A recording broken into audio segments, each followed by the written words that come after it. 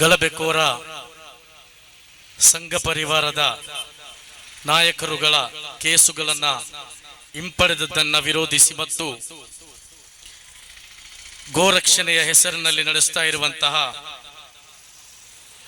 ಪುಂಡಾಟಿಕೆಯನ್ನು ವಿರೋಧಿಸಿ social democratic party of India Karnataka ರಾಜ್ಯಾದ್ಯಂತ ಹಮ್ಮಿಕೊಂಡಿರತಕ್ಕಂತಹ ಪ್ರತಿಭಟನೆಯ ವೇದಿಕೆಯಲ್ಲಿ ಪ್ರಾಸ್ತಾವಿಕವಾಗಿ ಮಾತನಾಡಿ ಅಧ್ಯಕ್ಷತೆಯನ್ನು ವಹಿಸಿರತಕ್ಕಂತಹ ಆತ್ಮೀಯರಾದ ಅನ್ವರ್ ಸಾದಾತ್ ಬಜತ್ತೂರ್ ರವರೇ, ರಾಷ್ಟ್ರೀಯ ಪ್ರಧಾನ ಕಾರ್ಯದರ್ಶಿಗಳು ಮಾರ್ಗದರ್ಶಕರು ಆಗಿರತಕ್ಕಂಥ ರಿಯಾಜ್ ಪರಂಗಿಪೇಟೆಯವರೇ, ನಗರ ಮಂಗಳೂರು ನಗರ ಜಿಲ್ಲಾ ಪ್ರಧಾನ ಕಾರ್ಯದರ್ಶಿಗಳಾಗಿರತಕ್ಕಂಥ ಜಮಾಲ್ ರವರೇ, ಬೆಳ್ತಂಗಡಿ ಅಸೆಂಬ್ಲಿ ಅಧ್ಯಕ್ಷರಾಗಿರತಕ್ಕಂಥ ಆತ್ಮೀಯರಾದ ಅಕ್ಬರ್ ಬೆಳ್ತಂಗಡಿ ಅವರೇ, ಜಿಲ್ಲಾ ಉಪಾಧ್ಯಕ್ಷರಾಗಿರತಕ್ಕಂಥ ಯಾಸೀನ್ ರವರೇ, ಗ್ರಾಮಾಂತರ ಜಿಲ್ಲಾ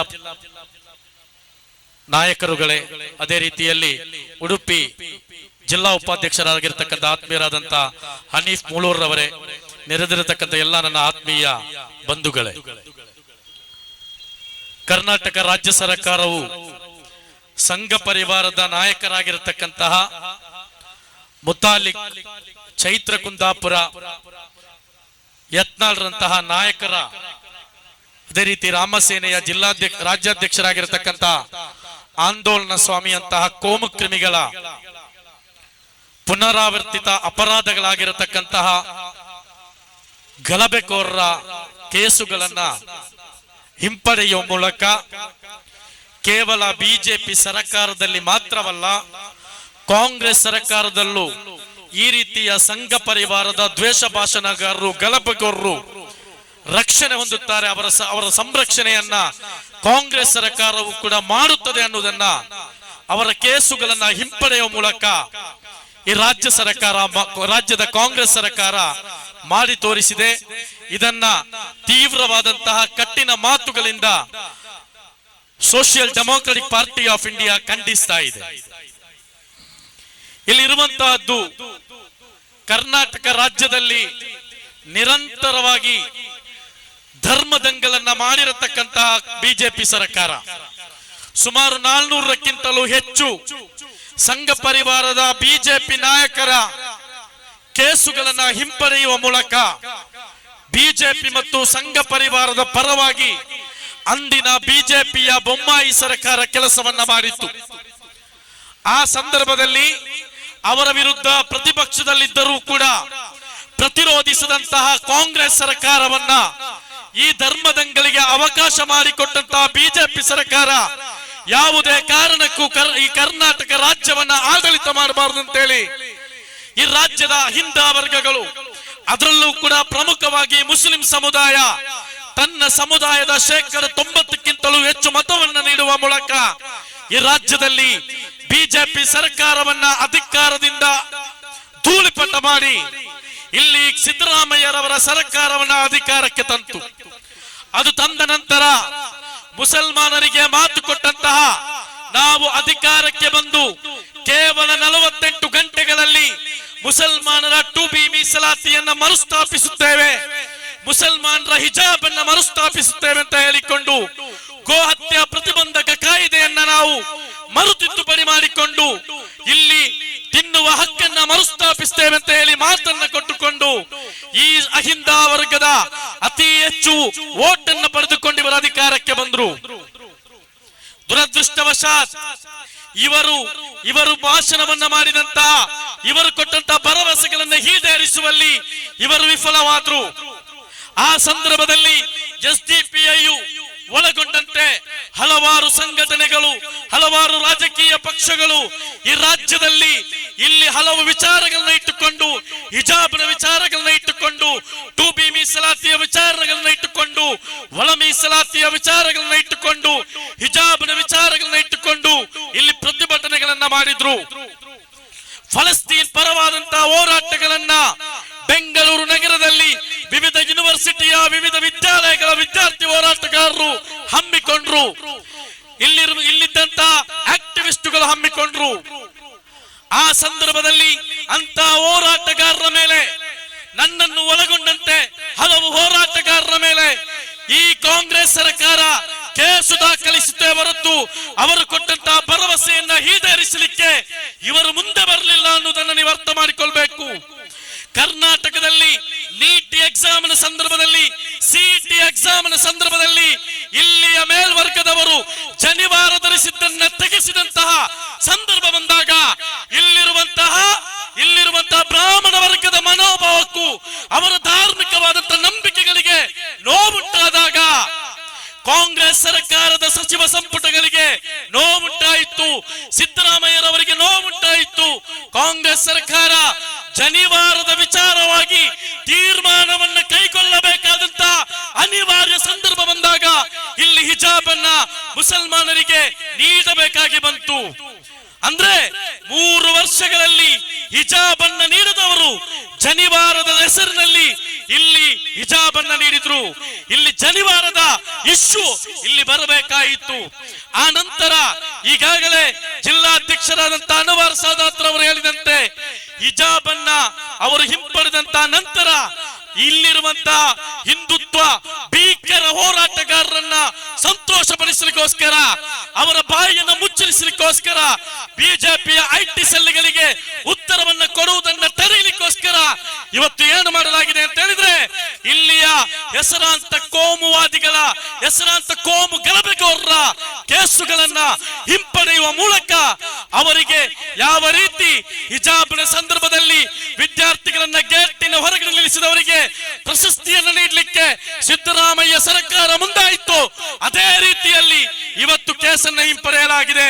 ಅಂತಹ ಸಂದರ್ಭದಲ್ಲಿ ಈ ರಾಜ್ಯದಲ್ಲಿ ಹೋರಾಟ ಮಾಡಿದಂತ ಹಲವು ಹೋರಾಟಗಾರರ, ಮಾನವ ಹಕ್ಕು ಹೋರಾಟಗಾರರ, ಮುಸ್ಲಿಂ ಸಮುದಾಯದ ಪರ ಹೋರಾಟ ಮಾಡಿದಂತ ಹೋರಾಟಗಾರರ ಕೇಸನ್ನ ಹಿಂಪಡೆಯಲಿಕ್ಕೆ ಪರಮೇಶ್ವರ್ ಅವರ ಟೇಬಲ್ ನಲ್ಲಿದ್ದಂತ ಒಂದೇ ಒಂದು ಮನವಿ ಸರ್ಕಾರದಲ್ಲಿ ಇದುವರೆಗೆ ಚರ್ಚಿಸಲ್ಪಡಲಿಲ್ಲ ಅನ್ನೋದನ್ನು ನೀವು ಅರ್ಥ ಮಾಡಿಕೊಳ್ಬೇಕು. ಇಲ್ಲಿ ಕನ್ನಡ ಪರ ಸಂಘಟನೆಗಳ, ಇಲ್ಲಿ ರೈತ ಪರ ಹೋರಾಟಗಾರರ, ಹೋಟೆಲ್ ನಾಗರಾಜನಂತ ಕರ್ನಾಟಕ ಕಂಡಂತ ಧೀಮಂತ ಹೋರಾಟಗಾರರ ಕೇಸನ್ನ ಹಿಂಪಡೆದುದನ್ನು ನಾವು ಸ್ವಾಗತಿಸ್ತೇವೆ, ಅಭಿನಂದಿಸ್ತೇವೆ. ಅದೇ ಸಂದರ್ಭದಲ್ಲಿ ಮುತಾಲಿಕ್ನಂತಹ, ಚೈತ್ರ ಕುಂದಾಪುರದಂತಹ, ಯತ್ನಾಳ್ನಂತಹ ಕೋಮು ಕ್ರಿಮಿಗಳ ಕೇಸನ್ನ ಹಿಂಪಡೆದದನ್ನ ಯಾವುದೇ ಕಾರಣಕ್ಕೂ ಒಪ್ಪಲಿಕ್ಕೆ ಸಾಧ್ಯವಿಲ್ಲ ಅನ್ನುವಂತ ಬಹಳ ಸ್ಪಷ್ಟವಾದಂತಹ ಸಂದೇಶವನ್ನ ನಾವು ನೀಡಲಿಕ್ಕೆ ಇಚ್ಛೆ ಪಡ್ತಾ ಇದ್ದೇವೆ. ನೀವು ಈ ರಾಜ್ಯದಲ್ಲಿ ಏನನ್ನ ಮಾಡಲಿಕ್ಕೆ ಹೊರಟಿದ್ದೀರಿ ಅನ್ನೋದನ್ನ, ಯಾರನ್ನ ಮೆಚ್ಚಿಸಲಿಕ್ಕೆ ಹೊರಟಿದ್ದೀರಿ ಅನ್ನೋದನ್ನ, ಈ ರೀತಿಯ ಕೇಸುಗಳನ್ನು ಹಿಂಪಡೆಯುವಂತಹ ಚರ್ಚೆಗಳು ನಿಮ್ಮ ಸಚಿವ ಸಂಪುಟದಲ್ಲಿ ನಡೆಯುತ್ತಾ ಇದೆಯೋ ಅಥವಾ BL ಸಂತೋಷ್ ರವರು ಬಂದು ಕೇಶವ ಕಲ್ಪದ ಕಚೇರಿಯಲ್ಲಿ ಕೂತು ಈ ರೀತಿಯ ತೀರ್ಮಾನವನ್ನು ಮಾಡ್ತಾ ಇದ್ದಾರೆ ಅನ್ನೋದನ್ನ ಇಲ್ಲಿರುವಂತಹ ಸರ್ಕಾರಗಳು ಈ ರಾಜ್ಯದ ಪ್ರಜ್ಞಾವಂತ ಜನತೆಗೆ ಉತ್ತರಿಸಬೇಕಂತ ಹೇಳಿ ಬಹಳ ಕಳಕಳಿಯಾಗಿ ನಾವು ನಿಮ್ಮಲ್ಲಿ ವಿನಂತಿಸ್ತಾ ಇದ್ದೇವೆ. ನಮ್ಮನ್ನ ಮಂಗ ಮಾಡುವಂತ ರಾಜ್ಯದ ಪ್ರಜ್ಞಾವಂತ ನಾಗರಿಕರ ಕಣ್ಣಿಗೆ ಮಣ್ಣೆರಚುವಂತಹ ಕೆಲಸವನ್ನ ರಾಜ್ಯ ಸರ್ಕಾರ ಇನ್ನಾದರೂ ಬಿಡಬೇಕಂತ ಹೇಳಿ ಬಹಳ ಸ್ಪಷ್ಟವಾಗಿ ನಾವು ಹೇಳ್ತಾ ಇದ್ದೇವೆ. ಇನ್ನೊಂದು ನಿಮ್ಮಲ್ಲಿ ಹೇಳಲಿಕ್ಕಿರುವಂತಹದ್ದು, ಗೋ ಸಂರಕ್ಷಣೆ ಹೆಸರಿನಲ್ಲಿ ರಾಜ್ಯದಲ್ಲಿ ನಡೆಯುತ್ತಾ ಇರುವಂತಹ ಪುಂಡಾಟಿಕೆ, ಇದನ್ನ ಬಹಳ ಅಂದವಾಗಿ ನಾವು ಅರ್ಥ ಮಾಡಿಕೊಳ್ಬೇಕು. ಅಂದ್ರೆ ಗೋಹತ್ಯೆ ಪ್ರತಿಬಂಧಕ ಕಾಯ್ದೆಯಲ್ಲಿ ಒಂದು ಆದೇಶ ಇದೆ. ಅದರ ಗೆಜೆಟ್ ನೋಟಿಫಿಕೇಶನ್ ಅನ್ನ ಇವತ್ತು ನಾನು ಸ್ಟಡಿ ಮಾಡ್ತಾ ಇದ್ದೆ. ಅದರಲ್ಲಿ ಇರುವಂತಹದ್ದು, ಯಾರು ಗೋವನ್ನ ರಕ್ಷಣೆ ಮಾಡ್ತಾರೋ ಅವರ ಮೇಲೆ ಕ್ರಮವನ್ನ ಕೈಗೊಳ್ಳಬಾರದು ಎಂದಾಗಿದೆ. ಅದರಲ್ಲಿ ಹಾಕಿರುವಂತಹದ್ದು, ನಾವು ಸಿದ್ದರಾಮಯ್ಯ ಸರ್ಕಾರದಲ್ಲಿ ಕೇಳಲಿಕ್ಕಿರುವಂತಹದ್ದು, ನೀವು ಅಧಿಕಾರಕ್ಕೆ ಬಂದು 3 ವರ್ಷಗಳಾದ್ರೂ ಕೂಡ ಈ ರೀತಿಯ ಆದೇಶಗಳು ಇನ್ನೂ ಯಾಕೆ ಪ್ರತಿಬಂಧಕಗಳಲ್ಲಿ ಉಳಿದಿದೆ ಅನ್ನುವುದಕ್ಕೆ ಈ ರಾಜ್ಯದ ಜನತೆಗೆ ನೀವು ಉತ್ತರವನ್ನ ಕೊಡಬೇಕು. ಇನ್ನೊಂದು, ಈ ವೇದಿಕೆಯಲ್ಲಿ ನಿಂತು ಹೇಳದೆ ಬೇರೆ ನಿವೃತ್ತಿ ಇಲ್ಲ. ಈಗಾಗಲೇ ಆ ವಿಚಾರವನ್ನ ಜಿಲ್ಲಾಧ್ಯಕ್ಷರು ಇಲ್ಲಿ ನಮೂದಿಸಿದ್ರು. ಒಬ್ಬ ದೊಡ್ಡ ನಾಯಕ, ಇಲ್ಲಿ ಇಕ್ಬಾಲ್ ಬಂಟ್ವಾಲ್ ರವರ ಕೊಲೆ ಪ್ರಕರಣದಲ್ಲಿ ಆರೋಪಿಯಾಗಿರ್ತಕ್ಕಂಥ ಒಬ್ಬ ಗೂಂಡಾ ನಾಯಕ, ಮೊನ್ನೆ ಈ ರಿಯಾಜ್ ಕರಂ ಅನ್ನುವಂತ ವ್ಯಕ್ತಿ ಒಂದು ಉರೂಸ್ ಕಾರ್ಯಕ್ರಮದಲ್ಲಿ ತಿನ್ನುವುದು ನಮ್ಮ ಹಕ್ಕು ಅನ್ನುವಂತಹ ಬಾಬಾ ಸಾಹೇಬ್ ಅಂಬೇಡ್ಕರ್ ರವರು ಸಂವಿಧಾನದಲ್ಲಿ ಹೇಳಿರುವಂತ ನಮೂದಿಸಿರುವಂತಹ ಆಹಾರವನ್ನ ಸೇವಿಸುವಂತಹ ಸ್ವಾತಂತ್ರ್ಯದ ಭಾಗವಾದಂತಹ ಹಕ್ಕೇನಿದೆ ಅದನ್ನ ಹೇಳಿದ ವಿಚಾರದಲ್ಲಿ ಇಲ್ಲೊಂದು ಪ್ರೆಸ್ ಮೀಟ್ ಗಳನ್ನ ಕರೆದು ಅದರ ವಿರುದ್ಧವಾಗಿ ಮಾತನಾಡಿದ್ದಾರೆ. ಈ ವೇದಿಕೆಯಲ್ಲಿ ನಿಂತುಕೊಂಡು SDPI ಧ್ವಜವನ್ನ ಸಾಕ್ಷಿಯಾಗಿಸಿಕೊಂಡು ಈ ಜನತೆಯನ್ನ ಸಾಕ್ಷಿಯಾಗಿಸಿಕೊಂಡು ಹೇಳ್ತಾ ಇದ್ದೇವೆ, ಆ ಹೇಳಿಕೆಗೆ ಇನ್ನೂ ಕೂಡ ನಾವು ಬದ್ಧರಾಗಿದ್ದೇವೆ. ತಿನ್ನುವುದು ನಮ್ಮ ಹಕ್ಕಾಗಿದೆ. ಅದನ್ನ ತಡೆಯಲಿಕ್ಕೆ ಮುಸ್ಲಿಮರ ಕಾರಿಗಳಿಗೆ, ಮುಸ್ಲಿಮರ ಪ್ರದೇಶಗಳಿಗೆ, ದಲಿತರ ಪ್ರದೇಶಗಳಿಗೆ ಸಂಘ ಪರಿವಾರದ ಗೂಂಡಾಗಳು ಬರುವುದಾದ್ರೆ ಅವರನ್ನ ಅದೇ ಸಂಘ ಪರಿವಾರದ ಗೂಂಡಾಗಳನ್ನ ಕೈಕಟ್ಟಿ ನಿಂತು ನೋಡ್ಲಿಕ್ಕೆ ಈ ಮುಸ್ಲಿಂ ಸಮುದಾಯ ತಯಾರಿಲ್ಲ. ಅದಕ್ಕೆ ಸಂವಿಧಾನ ನೀಡಿದ ರೀತಿಯಲ್ಲಿ, ಸಂವಿಧಾನ ನೀಡಿದಂತಹ ರೀತಿಯಲ್ಲಿ ಪ್ರತಿರೋಧಿಸಲಿಕ್ಕೆ, ಉತ್ತರವನ್ನು ನೀಡಲಿಕ್ಕೆ SDPI ತಯಾರಿದೆ ಅನ್ನುವುದನ್ನ ಬಹಳ ಸ್ಪಷ್ಟವಾಗಿ ಹೇಳ್ತಾ ಇದ್ದೇವೆ.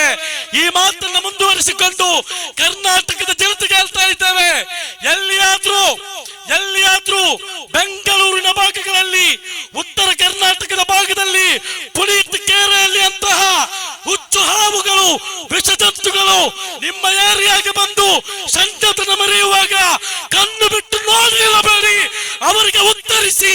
ಆ ಅವಕಾಶವನ್ನ ಇಲ್ಲಿಯ ಸಂವಿಧಾನ ನಿಮಗೆ ನೀಡಿದೆ. ಸಂವಿಧಾನಾತ್ಮಕವಾಗಿ ಉತ್ತರಿಸಲಿಕ್ಕೆ ನೀವು ಕಲಿಯಬೇಕು ಅನ್ನೋದನ್ನ ಈ ಮುಸ್ಲಿಂ ಸಮುದಾಯಕ್ಕೆ ಬಹಳ ಮುಕ್ತವಾಗಿ ಹೇಳ್ತಾ ಇದ್ದೇವೆ. ಇನ್ನು ಈ ವಿಚಾರವಾಗಿ ಸಂವಿಧಾನಗಳು ಮಾತ್ರ ಅಲ್ಲ, ಸಂವಿಧಾನದ 19, 20 ಆರ್ಟಿಕಲ್ 20ರಿಂದ 21ರವರೆಗೂ ಕೂಡ ಹಲವು ಕಡೆಗಳಲ್ಲಿ ಮಾತನಾಡುವ, ತಿನ್ನುವ ಹಕ್ಕುಗಳನ್ನ ಇಲ್ಲಿನ ಸಂವಿಧಾನ ನೀಡುತ್ತೆ. ಆದ್ರೆ ಇವರು ಸಂವಿಧಾನವನ್ನು ಒಪ್ಪದವರು, ಇವರು ಧರ್ಮದ ಹೆಸರಿನಲ್ಲಿ ರಾಜಕೀಯವನ್ನು ಮಾಡುವವರು. ನಿಮ್ಮ ಶ್ಲೋಕಗಳಲ್ಲಿ, ನಿಮ್ಮ ಉಪನಿಷತ್ತುಗಳಲ್ಲಿ ಹೇಳ್ತಾ ಇದೆ, ಯೋ ಕಾಮಯತ ಪುತ್ರೋ ಮೇ ಪಂಡಿತೋ ವಾಗ್ಮಿ ವೇದನಾದಿತ್ಯ ಸರ್ವಾನಾಯುಷ್ಮಾನ್ ಭವೇದಿತಿ ವೃಷಭಸ್ಯ ವಮಾಂಸ ಮಹಿಷಸ್ಯ ವಪಚಾಯಿತ್ವ ಮಧುನಾ ಸಂಯುಜ್ಯ ಅಸ್ತಿಯಾತ್ ತಥೋ ಮೇ ಪುತ್ರೋ ಜಯತ. ಅಂದ್ರೆ ನಿಮ್ಮ ಧರ್ಮ ಗ್ರಂಥಗಳು, ನಿಮ್ಮ ವೇದಗಳು, ನಿಮ್ಮ ಉಪನಿಷತ್ತುಗಳು ಹೇಳುವುದು, ಹಿಂದೂ ಧರ್ಮ ಗ್ರಂಥಗಳಲ್ಲಿ ಹೇಳುವುದು, ಯಾರು ತನಗೆ ಒಬ್ಬ ಪಂಡಿತ, ವಿದ್ವಾಂಸ, ವಾಗ್ಮಿ, ಚೆನ್ನಾಗಿ ಮಾತನಾಡುವ, ಎಲ್ಲಾ ವೇದಗಳನ್ನ ಅಧ್ಯಯನ ಮಾಡಿದ ದೀರ್ಘಾಯುಷ್ಯವುಳ್ಳ ಮಗನು ಹುಟ್ಟಬೇಕಂತ ಹೇಳಿ ಬಯಸುತ್ತಾನೋ ಅವನು ಬಲಶಾಲಿ ಎತ್ತು ವೃಷಭ ಅಂತ ಕರೆಯುವಂತ ಬಲಶಾಲಿ ಎತ್ತು, ಶಿವ ಸಂಚಾರ ಮಾಡುವಂತಹ ಎತ್ತು ಅನ್ನುವಂತಹ ಪ್ರಾಣಿ ಏನಿದೆ ಅದನ್ನ ಹೇಳ್ತಾ ಇದ್ದಾರೆ. ವೃಷಭ ಅಥವಾ ಹೆಚ್ಚು ವಯಸ್ಸಾದ ಎತ್ತಿನ ಮಾಂಸವನ್ನ ಅನ್ನದೊಂದಿಗೆ ಬೇಯಿಸಿ ತುಪ್ಪ ಮತ್ತು ಜೇನಿನೊಂದಿಗೆ ಸೇರಿಸಿ ತಾನು ಮತ್ತು ಪತ್ನಿ ಸೇವಿಸಬೇಕು. ಆಗ ಅಂತಹ ಮಗು ಜನಿಸುತ್ತಾನೆ ಅಂತ ಹೇಳಿ ಇಲ್ಲಿರುವಂತಹ ಹಿಂದೂ ಧರ್ಮದ ಉಪನಿಷತ್ತುಗಳು ಪಾಠವನ್ನ ಮಾಡ್ತಾ ಇದೆ. ನಮ್ಮ ಕುರ್ಆನ್ ನಲ್ಲಿ ಈ ಪಾಠವನ್ನು ಎಲ್ಲಿಯೂ ಮಾಡಲಿಲ್ಲ. ಆದ್ರೆ ನಮ್ಮ ಸಂವಿಧಾನ ನೀಡಿದಂತಹ ಹಕ್ಕಿನ ಭಾಗವಾಗಿ, ನಮ್ಮ ಆಹಾರದ ಭಾಗವಾಗಿ ನಾವು ಸ್ವಾದಿಷ್ಟವಾದಂತಹ ಮಾಂಸಗಳನ್ನ ಇಲ್ಲಿ ಸೇವಿಸ್ತಾ ಇದ್ದೇವೆ. ಹಾಗಾಗಿ ನೀವು ಧರ್ಮದ ಹೆಸರಿನಲ್ಲಿ ಈ ರೀತಿಯ ಪುಂಡಾಟಿಕೆಗಳಿಗೆ ಸಂಘ ಪರಿವಾರದ ನಾಯಕರುಗಳು ರಾಜ್ಯದಲ್ಲಿ ಮತ್ತೆ ಮುಂದಾಗುತ್ತಾ ಇರುವಾಗ ಪೊಲೀಸ್ ಇಲಾಖೆ ಇಂಥವರನ್ನ ಹದ್ದುಬಸ್ತಿನಲ್ಲಿಡುವ ಕೆಲಸವನ್ನ ಮಾಡಬೇಕು.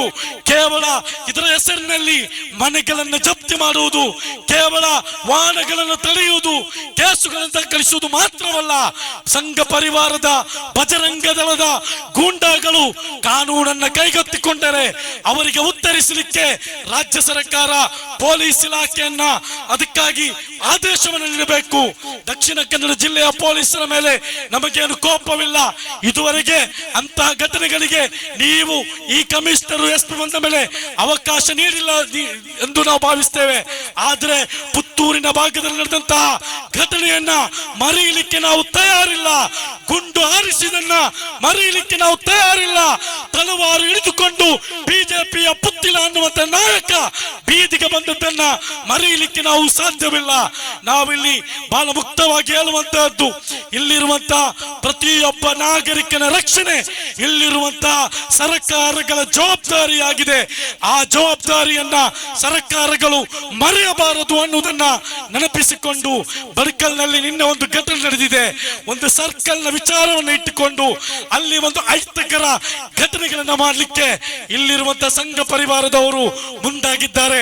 ಅದೇ ರೀತಿಯಲ್ಲಿ ಬೆಳಗಾಂನಲ್ಲಿ ವೆಸ್ಟ್ ಬೆಂಗಾಲ್ನ ಚುನಾವಣೆಯನ್ನು ಮುಗಿಸಿ ಮತ್ತೆ ಕೆಲಸಕ್ಕೆ ಬೆಳಗಾವಿಗೆ ಬರ್ತಾ ಇದ್ದಂತ 106 ಮಂದಿಯನ್ನ ಬಂಧಿಸಿ ನೀವು ಬಾಂಗ್ಲಾದೇಶಿಗರು ಅಂತ ಹೇಳಿ ಹಲವಾರು ಗಂಟೆಗಳವರೆಗೆ ಅವರಿಗೆ ಚಿತ್ರಹಿಂಸೆಯನ್ನ ನೀಡಿ ಆ ನಂತರ ಅವರ ಎಲ್ಲ ಡಾಕ್ಯುಮೆಂಟ್ಗಳನ್ನ ನೀಡಿದ ನಂತರ ಇವರು ವೆಸ್ಟ್ ಬೆಂಗಾಲ್ನವರಂತ ಹೇಳಿಕೊಂಡು ಅವರನ್ನ ಬಿಟ್ಟು ಬಿಡಲಾಗಿದೆ. ಅದುವರೆಗೆ ಮಾಧ್ಯಮಗಳ ಮುಂದೆ ಜನತೆಯ ಮುಂದೆ ಆ ಜನರನ್ನ ಬಾಂಗ್ಲಾದೇಶಿಗಳಂತ ಹೇಳಿ ಚಿತ್ರಿಸಿಕೊಂಡು ಯಾವುದೆಲ್ಲ ರೀತಿಯಲ್ಲಿ ಅವರಿಗೆ ಮಾನಸಿಕವಾಗಿ ಹಿಂಸೆ ಮಾಡಲಾಗುತ್ತದೋ ಅದೆಲ್ಲ ರೀತಿಯಲ್ಲಿ ಅಲ್ಲಿದ್ದಂತಹ ಪೊಲೀಸ್ ಇಲಾಖೆ ಮತ್ತು ಅಲ್ಲಿದ್ದಂತ ಸಂಘ ಪರಿವಾರ ನಡೆದಾಗಿದೆ. ನಾವಿಲ್ಲಿ ಹೇಳುವಂತಹದ್ದು, ಸಿದ್ದರಾಮಯ್ಯರವರೇ, ನೀವು ನಿಮ್ಮ ಅಧಿಕಾರದ ಕೊನೆಯ ಸಂದರ್ಭದಲ್ಲಿ ಇದ್ದೀರಿ. ಮುಪ್ಪಾದಂತಹ ವಯಸ್ಸು ನಿಮ್ಮದಾಗಿದೆ. ಸೃಷ್ಟಿಕರ್ತರು ನಿಮಗೆ ದೀರ್ಘ ಆಯುಷ್ಯವನ್ನು ನೀಡಲಿ. ನೀವು ಅಧಿಕಾರದಲ್ಲಿ ಇರುವವರೆಗೆ ಜನತೆಯ ಸಂರಕ್ಷಣೆಯ ಬಗ್ಗೆ ಇನ್ನಷ್ಟು ಗಮನವನ್ನು ಹರಿಸಬೇಕಂತ ಹೇಳಿ ಕೇಳಿಕೊಳ್ಳುತ್ತಾ ನನ್ನ ಮಾತಿಗೆ ನಾನು ವಿರಾಮವನ್ನು ಹಾಕ್ತಾ ಇದ್ದೇನೆ. ಜೈ ಹಿಂದ್, ಜೈ SDPI.